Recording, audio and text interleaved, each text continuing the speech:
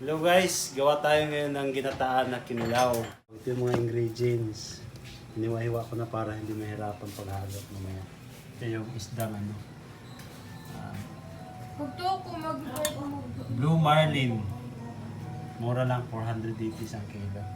Tapos, ang gagawin ko, itong gata. Lalagyan natin ng gata. Yan. Ito yung gata guys. Ito. Nyug na kinayod na. Tapos, gagatain natin yun. Lalagyan natin ng suka. Suka ang gamit. Ito na yung ano guys. Ito yung gata. Gagatain na namin para halo dun sa ano, isda. Ito yung suka. Ang gagamitin, suka.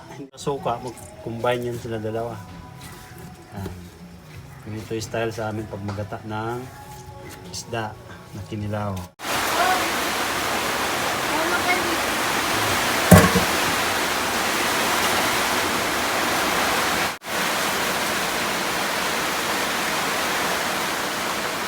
Ganito lang kadami guys kasi yung kinilaw namin kunti lang.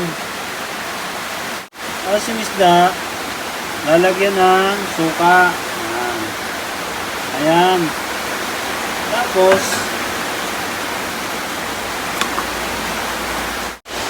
ayan. Maingay kasi umuulan. Napakaingay, di matinig yung salita. Ay, Dodong, Dodong, yung cameraman ko, Ate Monay. Asawa ko. Ito yung isda.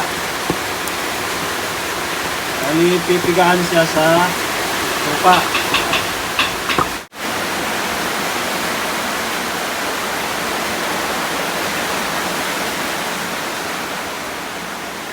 Pipigaan siya dahil para matanggal yung lansa.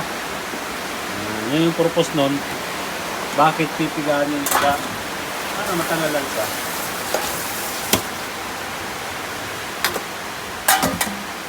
Ito. Yan. Tapos, paghalo, lagay yung gata. Pwede nanay. Lagay yung mga sibuyas, pipino, sili, tsaka luya, hiniwa. O, lagay na dito yan. Halo-halo na yan. Dito diretso. Tapos, lalagyan natin ng kalamansi. Ayan. Kalamansi. Yung kalamansi. Ayan. Tapos, itong tawag dito balibadong, pero lemon to eh.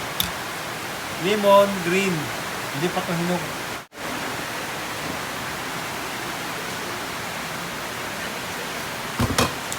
Ayan. Para yung lemon magiging mabango yung kilawin, ganun din natin. Kumbaga bugbugin. Ako sabay wine. Dalawa. Kahit mga dalawang hiwa.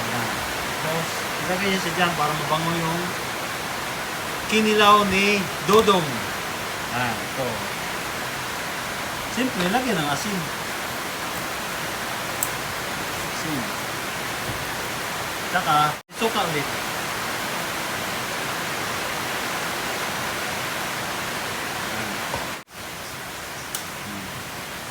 Dito. Sarap. Yan na. Ano siya?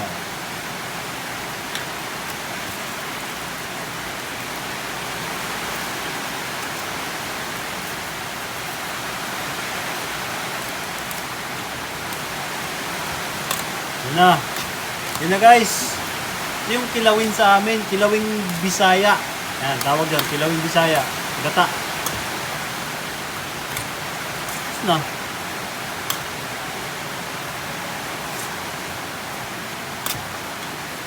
Okay na.